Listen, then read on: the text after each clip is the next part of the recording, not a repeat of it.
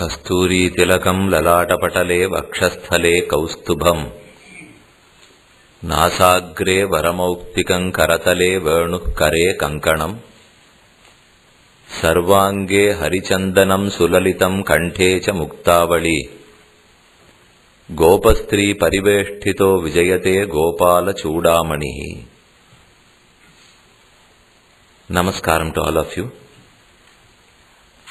We are here once again to continue our enjoyment of Sri Krishna Leela.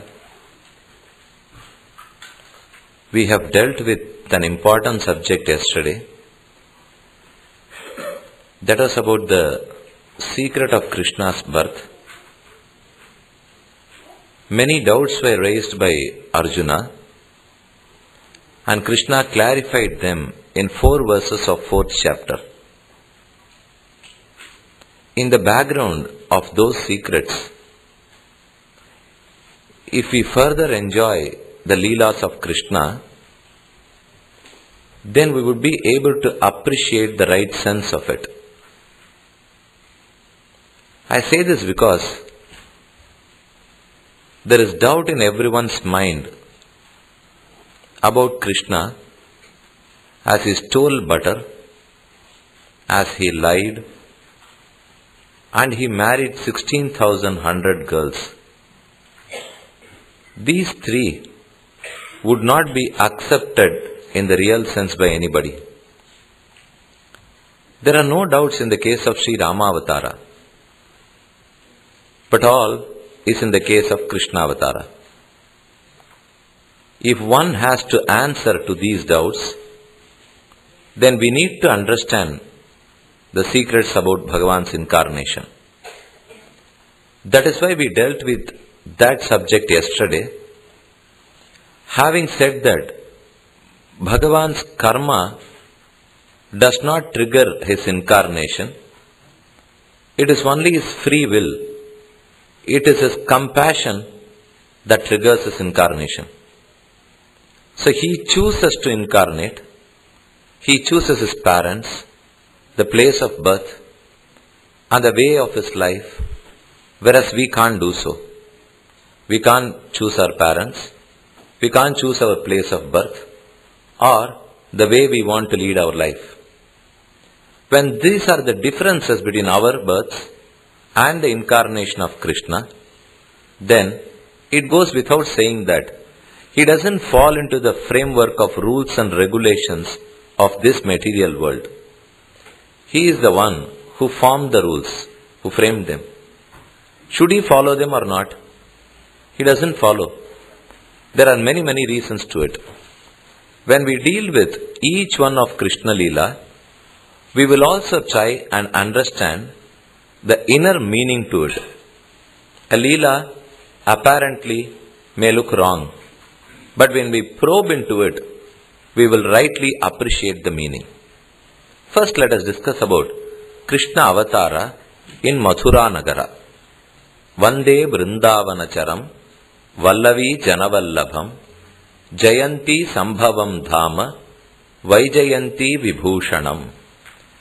This is the invocatory verse by Sri Vedanta Deshika in his work Gopala Vimshati. Vande, I prostrate, I pay my obeisances. Vrindavanacharam, the one cowherd boy who wandered around Vrindavana. Vallavi Janavallabham, who was the dearest to all the Gopikastris. Jayanti Sambhavam Dhama, one who was born on Krishna Ashtami day, Avani Masa, Rohini Nakshatra, Ashtami Tithi. It's known as Sri Jayanti. To mention any other Jayanti, to any other birth of any incarnation, we need to qualify Vamana Jayanti, Rama Navami, Narasimha Jayanti. But if we just take a name without qualifying Sri Jayanti, what does it stand for? It goes without saying it is Sri Krishna Jayanti. Not only that, if you do not know the name of a boy, he was running there, we wanted to call him. How do you call him? I don't know his name. Automatically we will call, hey Krishna, come here. Nobody calls Hey Narasimha or Vamana or Rama. Kanna Odiva. This is a simple thing which we use. So whatever we don't know, be it birthday or the name, what immediately comes to our mind is Krishna and Kanna. So he has been so common to all. When we take the name Jayanti, it stands only for Krishna Jayanti. That is what explained by Sri Vedanta Desika here. Vande Vrindavanacharam Vallavi Janavallabham Jayanti Sambhavam Dhama Vaijayanti Vibhushanam. Vrindavan is 84 krosha vast. Each krosha is 2 miles. So the total extent of Vrindavanam is 168 miles. Krishna, it seems, has wandered through all this extent. He has not left about, he has not left over even one place in Vrindavana. To go to Vrindavana, he took birth in Mathura Nagara. How did Krishna take birth? Who were his parents? Why did he take birth? Was it just simple as we take birth? It was not as easy. A long story goes behind that. Shukacharya is preaching Srimad Bhagavatam to Parikshit. Parikshit requested Shukacharya, I am left with only 7 days.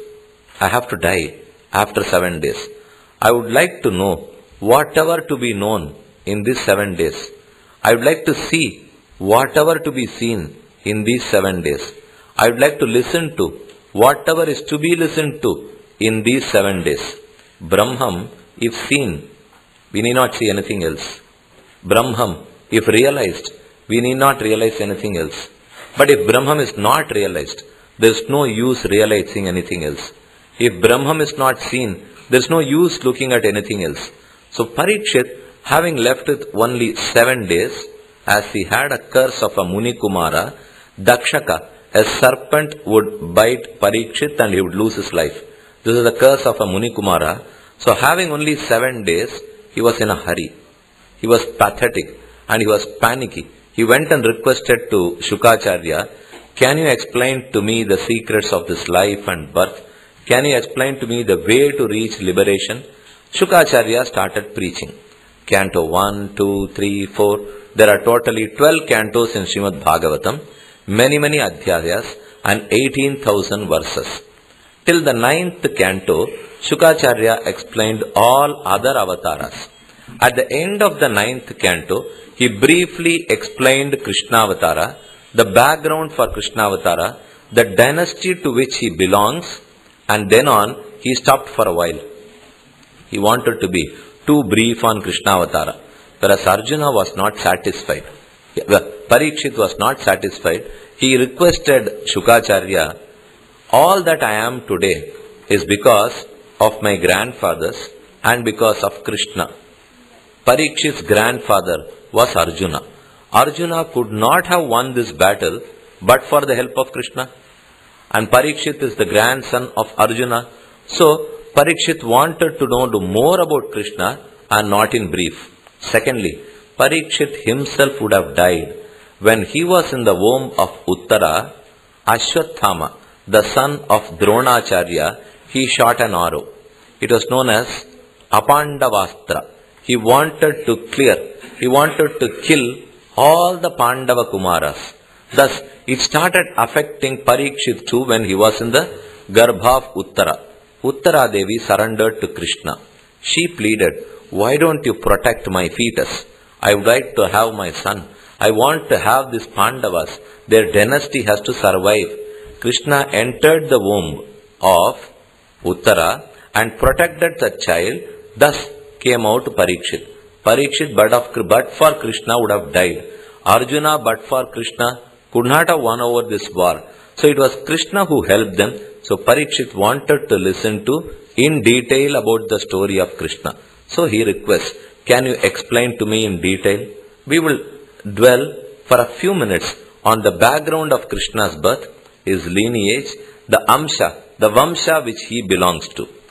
There are 2 dynasties. One is Surya dynasty and the other is Chandra Vamsha. Surya Vamsha, Chandra Vamsha. Rama belongs to Surya Vamsha, whereas Krishna belongs to Chandra Vamsha. In Chandra Vamsha, there were 2 kings. One was Kukura and the other was Bhajamana. Just note these names. Even if you don't remember, doesn't matter. What matters is the concepts which you are going to discuss further. So one was Kukura, other was Bhajamana. Kukura had two sons. One was known as Devaka, other was known as Ugrasena. Devaka's daughter was Devaki. Ugrasena's son was Kamsa. So Kamsa and Devaki were cousins. This is on the one side of it. There was another story. There was another king, Bhajamana.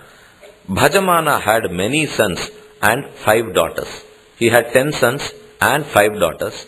Out of the 10 sons, one was Vasudeva. Bhajamana's son was Vasudeva, and Vasudeva's one sister was called Pritha. There were many sisters to Vasudeva. One sister was known as Pritha. So one side was Vasudeva and the other side was Devaki and Kamsa. Devaki was wedded to Vasudeva. On the day of the wedding, Kamsa placed Devaki and Vasudeva in his chariot and he was driving the chariot. At that moment, there was an Akashavani, an unknown voice. It told that, "O Mudha, O idiot Kamsa, the 8th Garbha of this Devaki and Vasudeva is going to slay you, is going to kill you." Let me go through the verses in Bhagavata. Kamsa Sunama Nyagrodha Kanka Shankuhu Suhustatha Prithacha Shrutadevacha Shrutakirtihi Shrutashravaha Rajadi Devi Chaitesham Bhaginyaha Panchakanyakaha Kuntehe Sakyuhu Pitashuraha Aputrasya Prithamadat. There is one additional story to this. I just now told you, Vasudeva's sister was Pritha. As Vasudeva had lot of sisters, a neighboring king, he was not blessed with any children. So he requested the father of Vasudeva, "As you have many, why can't you give me one? I will adopt one son." Whereas it is those days, we are not talking about today. In those days, more than thousands of years ago, father of Vasudeva decided to give one daughter in adoption, not one son in adoption. He wanted to give one daughter in adoption to the neighboring king. He gave one, and she was Pritha. Vasudeva's sister was Pritha. Pritha was given in adoption to the next kingdom. That kingdom was known as Kunti Desha. As Pritha went to Kunti Desha, she was known as Kunti Devi. Her name was not Kunti Devi. As she was given in adoption to that kingdom, and the kingdom was known as Kunti, she was known as Kunti Devi. As Arjuna was the son of Kunti Devi, Arjuna was known as Kaunteya. You need to note all these names rightly. You will find many times in Gita Shastra, Krishna calling Arjuna as Kaunteya, Partha. He is known as Partha because he was the son of Pritha. He was known as Kaunteya because he was the son of Kunti. Now we know the reasons behind all these names. Kunti Devi, her name was Pritha, so her son was Partha. The charioteer of Partha was known as Partha Sarathi, which was an epithet of Krishna himself. So these are the some relationship which you need to understand. Kuntehe Sakyuh Pitashuraha Aputrasya Prithamadat Pauravi Rohini Bhadra Madira Rochana Ila Devaki Pramukha Asan Patniya Anaka Dundhubehe. Vasudeva was also known as Anaka Dundhubi. The reason was, when Vasudeva was born to his father, it seems trumpets blew. Dundhubi, trumpet. Anaka Dundhubi. When Vasudeva was taking birth, many trumpets blew. So he was also known as Anaka Dundhubi. Anaka Dundhubi Vasudeva was married to many deities. The list is given here. Pauravi, Rohini, Bhadra, Madira, Lochana, Ila, Devaki. He was married to all these 7. Now out of these 7, 2 are important to us. What we want now is, one is Devaki, other is Rohini. I am going to tell you about the story of Rohini and the birth of Balarama later on. So just note this, one wife was Rohini and the other wife was Devaki. Ashtamastu tayorasit swayameva harikila. Devaki and Vasudeva, they gave birth to 8 children. Their names are listed. Vasudevastu Devakyam Ashtaputran Ajijanat, Kirtimantam. It is very uncommon. We don't know all these names even. We all know about Krishna and Balarama, but there were 6 more children before them. We don't even recollect their names. Kirtimantam, Sushenancha, Bhadrasenam, Udarathihi, Rujum, Sammardhanam, Bhadram, Sankarshana Mahishwaram. Sankarshana was the 7th. Sankarshana is none other than Balarama himself. Ahishwara. Ahi is Adisesha, the serpent coach of Mahavishnu. So Ahishwara, Adisesha's incarnation was Balarama. He was the 7th. 8th was Krishna the Lord himself. So there were 6 children before them. What happened to them? Why don't we remember them?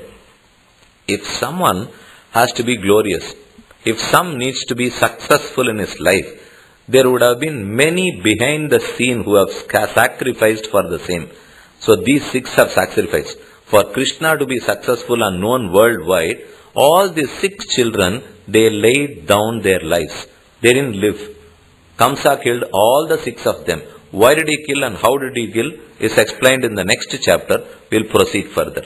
Jato gataha pitrgrihat vraja meditartho hatva ripun sutashatani krutor udaraha. This is the brief shloka given by Shukacharya. Jato gatah pitrgrihat. As he took birth on a day, on the same night Krishna had to leave Mathura. We have never seen this pity to any child.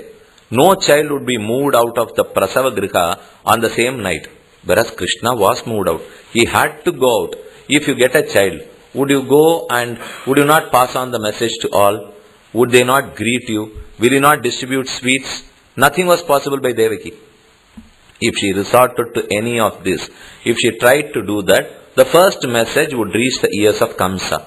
So she was too afraid. She didn't even open her mouth. She can't yell. She was under pain. But still Krishna took birth and he dispelled all these pangs, all these difficulties of his parents. Tirumangayalvar, in one of his verses he says, Tandakalil Velangara, Vandu Thonniya Thonnalpin, Tamiyendan Chindaboyittu Tiruvarul Avanida Pirumala Virundenai, Mandamarudam Vanamula Thadavandu Valiseiva Dudiyade.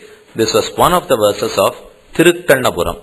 Tirumangayalvar has sung 100 glorious verses on Tirukkannapuram Shavari Perumal. One of the first one is this, Tandakalil Velangara, Vandu Thonniya Thonnalpin. Krishna's birth was to release his parents. Devaki and Vasudeva, they were bonded. They were imprisoned. To release the parents, Krishna took birth. What does it mean? Krishna gets himself imprisoned in this world. He cannot be imprisoned. But if we say, he gets imprisoned in this world to release us from this prison. He gets into this world to uplift us. If somebody falls into a well, I can't lift him up standing outside the well. It's possible provided the well is 30 feet deep. If it is 300 feet deep, I can't lift him from outside. I have to jump into the well, give a hand to him, then only lift him up. Similarly, this well samsara is not 30 or 300 feet deep. This is a bottomless pit. We do not know where we have fell even. So Krishna also jumps into the fray, then uplifts us. That's the reason why he was born in a prison. What is the significance of this prison? We are in a prison, in this samsara. This Atma which is eternal has got bonded into this Sharira. To release this Atma, Krishna also takes birth here. Thus, he proved it in the first instance itself. As he was born, all the chains and all the ropes that have tied down Vasudeva and Devaki, they broke open. You have heard the story. When Krishna was taken out of Mathura Nagara, all the jail gates opened. All the locks were damaged. When Krishna, Vasudeva, he carried Krishna, left him on the other banks of river Yamuna, only then he returned. And that was when Kamsa got to know about the birth of Krishna even. So what do we know from his birth? Janma karma cha me divyam, evam yovetti tattvataha, tyaktva deham, punarjanmanaiti, mameti sorjuna. Krishna spells that out in the 4th chapter. Janma, my birth. Karma, all my pastimes. Divyam, they are all divine. My birth is divine. My pastimes are divine. Janma karma cha me divyam. Evam yovetti tattvataha. one who realizes them truthfully. Krishna just doesn't mention evam yovetti. Knowledge alone is not enough. Yovetti tattvataha. One who realizes them truthfully. What does it mean? It is Brahman, he is Brahman, who was incarnated as a cowherd boy. If we look him as a cowherd boy, then it is not truth. If we realize him as Brahman, who has wantedly taken upon him the mantle of a cowherd boy, that is truthful understanding. He is not just a cowherd boy. He is not a Sulabha alone. He is a Paratva. He has Paratva and he has taken on the mantle of Saulabhya. So he is the one who is supreme as well as so much accessible and assailable. So if you understand that Krishna possesses two different qualities, quite opposite qualities, but both are found in him. One is the supremacy. He is a controller. He is the master, which we call it as Paratva, the supremacy, quality of being a supreme. On the other hand, he is a Sulabha. He is so accessible, easily assailable to all of us. Both these are found in Krishna. But if I look at Krishna only as a one who is just accessible, having no supremacy, that's wrong. If I think that he is found only in Vaikuntha, he is not accessible to us, even that is wrong. We need to understand both together, Paratvam and Saulabhyam. Evam yovetti tattvataha. So one who realizes these two glorious attributes of Krishna, Tyaktva Deham, he abandons, he renounces everything in this material world. Punarjanma Naiti, having abandoned this body, he is never born again. Punarjanma Naiti, Mameti Sorjuna, he reaches me. So he reaches Krishna Sayujyam, he reaches Sri Vaikuntha. Why is the birth of Krishna significant to us? The more we think about that and the more we talk about his pastimes, we get released. Our consciousness, our mind gets purified. If we are purified, we are not going to be born here again. All our punyams and papams would get cleared from us. You need to note one point here. Swarga is a place where we reach as a result of our punyams. But Swargam is not Sri Vaikuntha. It is a much, much glorious and higher place than Swargaloka. Swargaloka is the third world. We are in Bhumandala, Bhuhu, Bhuvaha, Suvaha. Swarlokam is Swargaloka, which is the third world, and that's the world of Indra, where you will find Rambha, Tilottama, Urvashi, Menaka, all dancings. There will be many dances, many kacheris, what not you want. It is just full of enjoyment. So that's the third loka. If you have punya, you reach the third loka. That has nothing to do with Sri Vaikuntha. One who dispels, one who spends both papa and punya, only he reaches Sri Vaikuntha. Don't have an opinion that if you are left with punya, we will reach Sri Vaikuntha. Tada vidvan punya pape vidhuya niranjanaha paramam samyam upaiti. This is an Upanishadic verse. It says, Tada vidvan, one who has realized Brahman, punya pape vidhuya, he renounces all punya and papa. Niranjanaha, blemishless, paramam samyam upaiti. He achieves equanimity with the Lord. Paramam samyam upaiti. So you must know, punyam is also a handcuff. Papam is also a handcuff. The difference is, one is a golden handcuff, the other one is an iron handcuff. It makes no difference to me. Handcuff is always an handcuff. So that never allows me to reach Sri Vaikuntha. If you meditate upon the divine birth and the glorious pastimes of Krishna, I need not be born again. So, we presume that Krishna also is affected by papam and punyam. It is not so. If he is born, I think for a while that Krishna was born in Mathura, I need not take birth again. If I think that he sucked milk from his mother, I need not drink milk again. If we think that he was born in a prison, then I am not born in this prison of samsara again. If I think that he stole butter, then all my papams get stolen. So whatever you think about him, the same opposite happens to me. If we think that he was bonded, I am not going to be bonded. If we think that he was born, I need not be born at all. So that is the meaning of this shloka. Janma karmacha me divyam evam yovetti tattvataha tyaktva punarjanmanaiti mameti sorjuna. There was one preceptor by name Alagiya Manavala Perumal Nayanar. He gives an analogy. He says that If we think about Krishna, if we think that Krishna was born here, என்ன நடக்கும்னு அவர் சொல்றார், நாம் பகவான் பிறந்தான் நினைத்தால் நம்முடைய பிறவி அவன் தந்தை காலில் விலங்கு பட்டது படும். If we think that Bhagavan was born, then what would happen to our birth? Our birth will find the same plight as whatever happened to the chains of Vasudeva's legs. Vasudeva's legs were bonded. All those chains were broke open. As Krishna took an incarnation, the chains broke. Similarly, if we think that Krishna incarnated for our sake, then all the chains that bond us down to this samsara, they also break and give way. So the way for liberation is avatara rahasya jnana. But many do not realize Krishna in the right sense. He himself laments in Gita. He says that avajananti mam moodhaha manushim tanum ashritam param bhavamajanantaha mama bhuta maheshwaram. Oh Arjuna, these people fail to realize me. They misunderstand me. Avajananti mam moodhaha. They're all idiots. Avajananti mam moodhaha. They never know me. They don't realize. Manushim tanum ashritam. They just presume. They only look at my human form. Manushim tanum ashritam. I am in a human form. It seems Krishna had heard some comments. People have commented, here is a Punyatma who is able to do some miracles. There are people who can do Siddha Purushas, who do miracles. Out of the result of their Punya Karma, they can take many forms. They can do whatever they want. They can go from place to place. They will be found in two different places at the same time. People started thinking, here is Krishna who must be a Punyatma like that.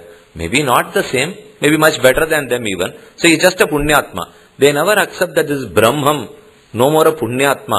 Even to a Muktatma, no Punyam or Papam affects. Where is the question of Punyam or Papam affecting Brahman? So Krishna said, Avajananti mam moodhaha manushim tanum ashritam. I have assumed this human form so that you could better relate with me. But you don't realize that. You confirm that I am a human being. Manushim tanum ashritam param bhavam ajanantaha. They don't realize my supremacy. Mama bhuta maheshwaram. But I am the Lord. I am the Master. I control this entire universe. We need to know more about it, discuss more about it, and slowly, steadily progress spiritually to understand, to transcend this form of Krishna and realize his real nature. His essential nature is being supreme. He has wantedly taken this human form so that he is quite accessible to us. We must not misunderstand that accessibility. Naraiya tappu pannuvom. We commit lot of mistakes. But Krishna never punishes us. We would take it for granted. Krishna will not punish at all. But other devatas, you go to some Kshudra devatas, you go to a Kali temple, or you go to some Indra, Chandra, Kubera, they all punish you. If you offer something to them, they reward you. If you stop something, you get punished. But Krishna never does both. He neither rewards so easily, nor he punishes anybody. The reason being, he is our mother. No mother would punish her son or her daughter just for doing something. If she has been any other lady, she would punish me. But my mother will of course give me a long robe. She wants me to mend my ways. Similarly, Krishna also wants me to mend my ways. But we must not take it for granted that he is an incapable person.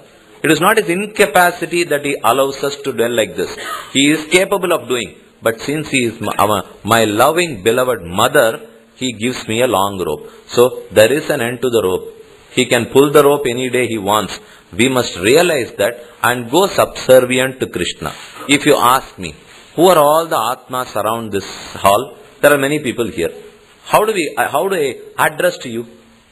Can I call you as males? Females are there. Can I call you as females? Males are there.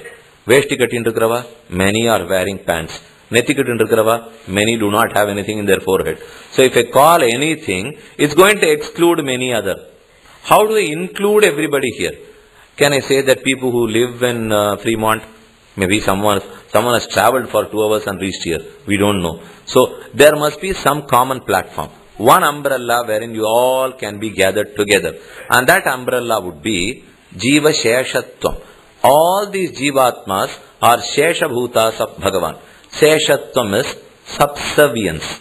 We are all subservients to Bhagavan. We are servants. We are not masters of ourselves. In the first instance, we must realize that Atma and Deha are quite different. This Deham, this body is perishable. Atma is permanent. So having noted the difference between Atma and the Deha, the second problem we need to cross over is, we would presume this Atma is free. Atma is independent. It's not so. This Atma is dependent on Paramatma. There are two words, technical words in Shiva Vaishnava Sampradaya. If you go to any lecture in Vaishnava Sampradaya, you need to know the meaning of these two words. One is Sheshatvam, other is Paratantriyam. Sheshatvam is subservience. Paratantriyam is dependence.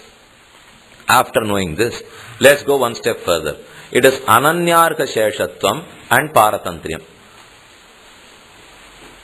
Sheshatvam is subservience. Anyarka Sheshatvam is, I am a servant of Krishna as well as many other. Ananyarka Sheshatvam is, I am exclusive to Krishna.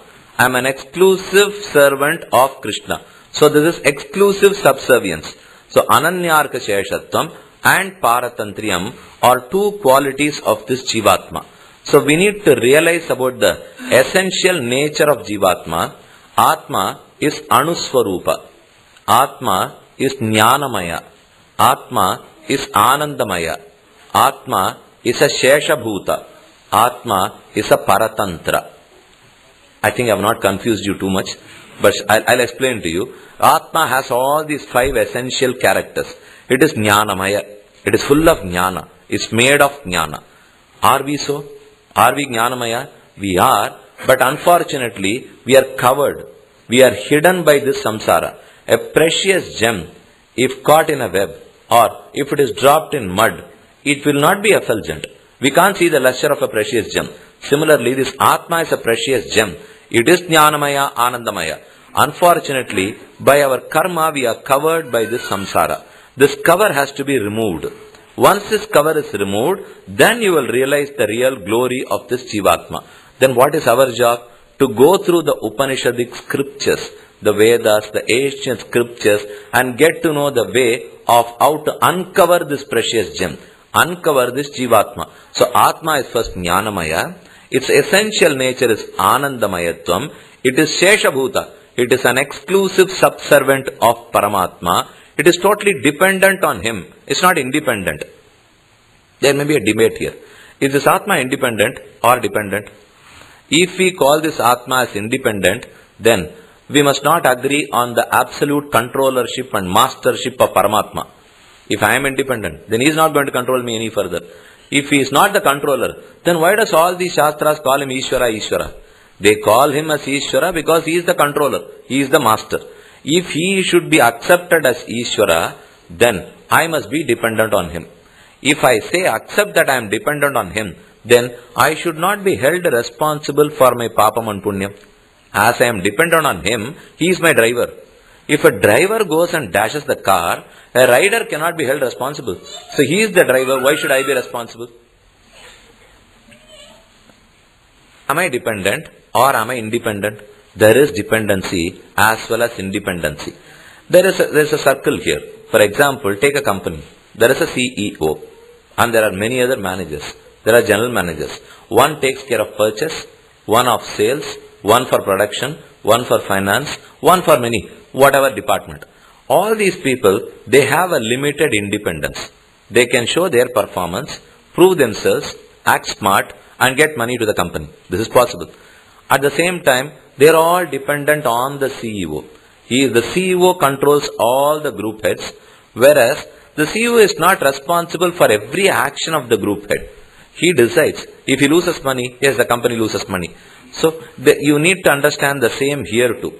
You are dependent on the CEO. At the same time, you have given some leverage. You have been given some elbow room to prove your performance. We are all dependent on Paramatma. At the same time, we have a limited independence because we are all sentient beings. We are all not insentient beings. If I were insentient, then we can totally blame Bhagavan.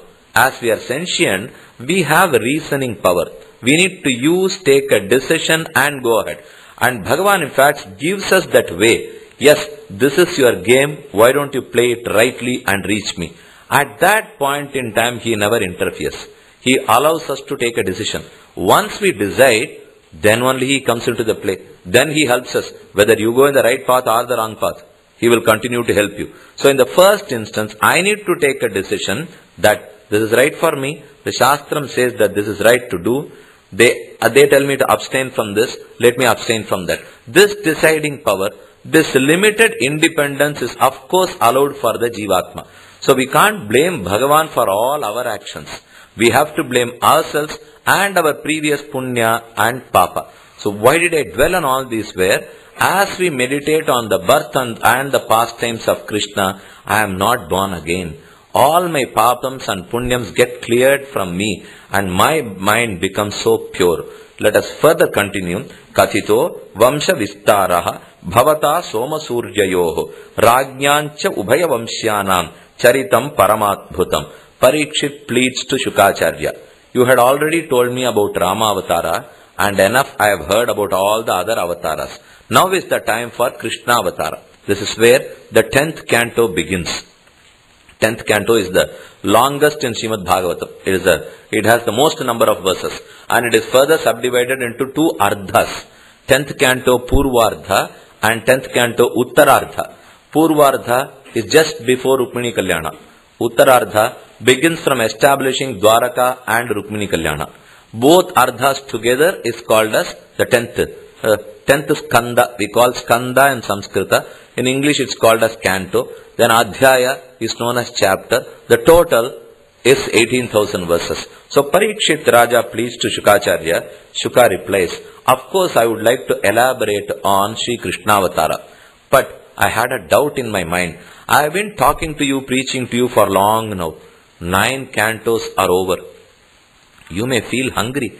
You may feel thirsty. After all, you are a king. Even though you have come for Brahma Yajna, even though you have come in search of Brahman, you are a king by your birth. So you would like to lead a comfortable life. Would you want to take rest? You take rest. Parikshit gives a reply. Vasudeva Katha Prashnaha. I have been listening from your glorious mouth the eternal elixir about Krishna's incarnations. I don't feel thirsty at all. I don't feel hungry at all. Andal in Tirupavai says, Vayyattu Valvirgal, Namum Nam Pavaikku, Cheyyum Kirishahal Keliro, Parkadalul Payattu inna Paramanadi Padi, Neyyun Nom, Palun Nom, Natkale Niradi, Mayyit Edidhom. Andal promises. She says, for this 1 month, when I am going to perform this austerity of Markadi Nonbu, during this month, I will not drink milk. I will not consume butter. I will not consume curd. I will not use any lahiri vastu. So she abstains. She says, we are not going to use all this in this 1 month. You know the reason? The reason is, Parkadalul Payattu Indra Paramanadi Padi Neyyun Nom. We will sing the glories of Krishna, not drink milk. You have to take them together. It means that singing the glory of Krishna itself is drinking milk. Singing his divine names is itself consuming food. Having drunk milk and consumed that food, there is no need to drink milk again. Because this is material milk and that is divine milk. Andal wants to distance herself from material bodies, from material food items, and get closer to Krishna, who is divine food. Upanishad says, Aham annam, aham annam, aham annam, aham annadaha, aham annadaha, ahaggushklokagrid, ahaggushklokagrid, ahaggushklokagrid. I am the food, and Bhagavan is the one who consumes it. We together enjoy this. We being a food, and he is the one who consumes. We enjoy together the glorious attributes of Paramatma. So Parikshit replied to Shukacharya, I don't feel hungry at all. Having consumed this elixir, having drunk the elixir of Krishna Kathamrita, I don't feel hungry. You can continue. Shukacharya says, Vasudeva Katha Prashnaha Purushan Strin Punatihi Vaktaram Prichakam Shrotrin Tat Pada Salilam Yatha Akranta Bhuribharena Brahmanam Sharanam Yayav. He gives an example. He says, if you take a dip in holy Ganga, you are purified. Not only you, 7 generations you get purified. Not only 7, to 7 previous generations you get purified. Not only the previous, to succeeding 7 generations you get purified. So for 21 generations you get purified. Similarly, Vasudeva Katha Prashnaha, listening to the glorious pastimes of Krishna, 21 generations with you get purified. Vasudeva Katha Prashnaha, Purushan Strin Punati Vai, Tatpada Salilam Yatha. So his Sripada Tirtha Ganga and his eternal pastimes both purify us. Jagama Sat Trinayanas Tiram Kshirapayo Nidhehe. Now is the story beginning. Shukacharya, he mentions to Parikshit, "Oh Parikshit, all the devas, including Brahma, they were in agony. They could not bear the pain of Kamsa. Kamsa was torturing them.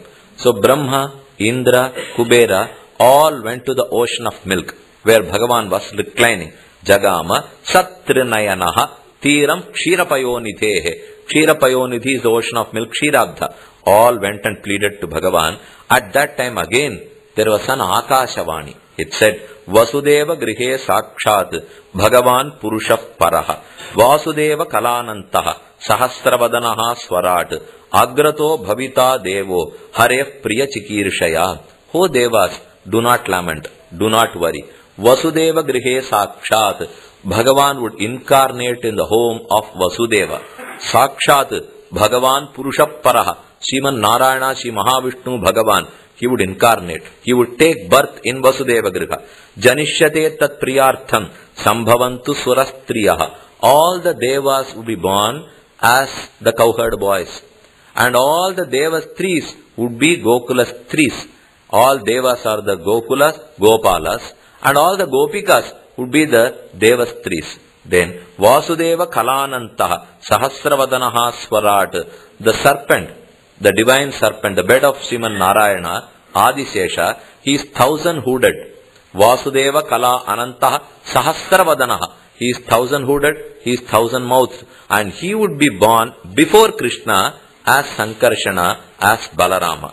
Alvar, in his Perumal Tirumudi, Kulashekara Alvar mentions in the first decade, Iruliriya Chudarmanigal Imekkum Netti, Yenattutti Anipanam Ayirangal Aranda, Aravarasha Perunjodi Ananda Nennum, Anivalangu Muyarvellai Anayai Mevi, Tiruvaranga Perunaharu Tennir Ponni, Tirekkayal Adivarula Pallihollum, Karumaniye Komalatte Kanduhondu, Yen Kannadagal Ennuholo, Kalikkanale, Vayorir Ainyuru, 2 500s, 1,000 mouths, 1,000 hooded Sahasravadana, Adisesha. If you take the name of Adisesha, he is known for his subservience.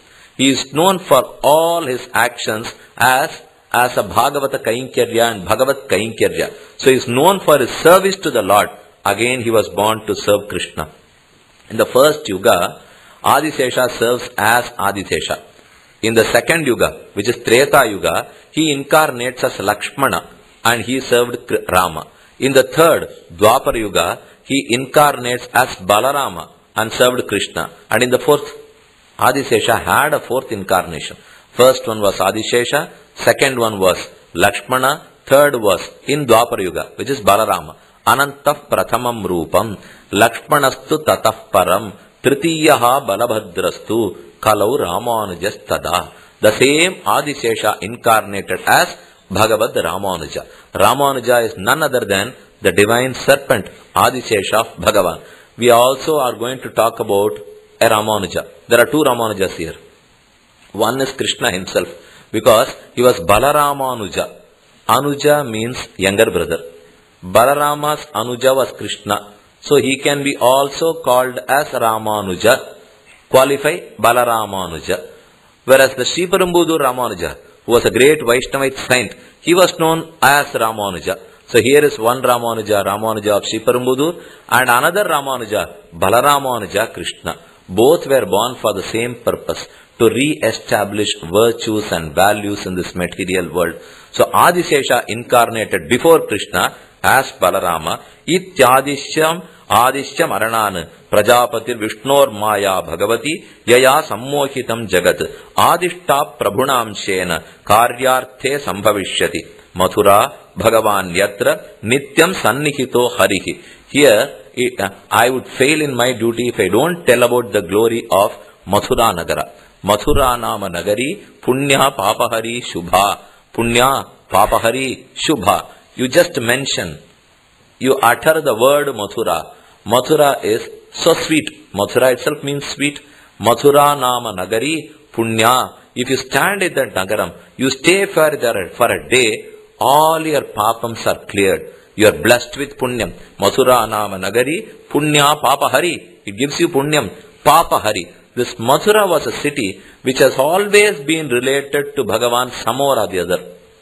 This is happening from the first Yuga. In Krita Yuga, Vamana Murti incarnated, the dwarf Vamana. And he chose Mathura Nagara to be his ashramam. So, in the first Yuga, Mathura Nagara was related to Vamana Murti. In the second Yuga, it was the capital of Shatrughna. Rama's last younger brother was Shatrughna. Shatrughna killed the Asura, Lavanasura, and ruled this kingdom for about 12 years and then only returned to Ayodhya. All this happened after the coronation of Rama. After Rama Ravana Yuddha, Rama returns to Ayodhya. Then all the rishis from Kidospai to the Yamuna district, from this Mathura, they went and pleaded to Rama that they are being tortured.